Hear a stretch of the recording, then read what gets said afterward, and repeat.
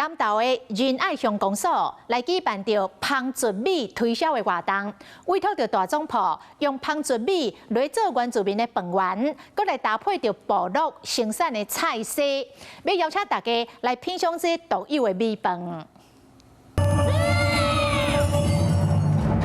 代表芳竹米丰收的基和步道，为这场芳竹米的响应热烈起鼓。用你最灵手的左手。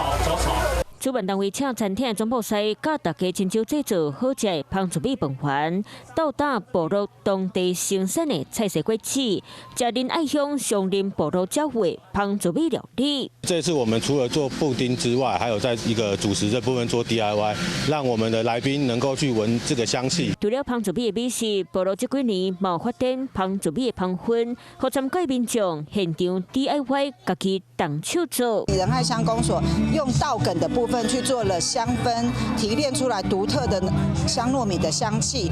仁爱乡公所希望借由行销活动，活化在地产业，和各界体会仁爱乡芳竹米的好滋味。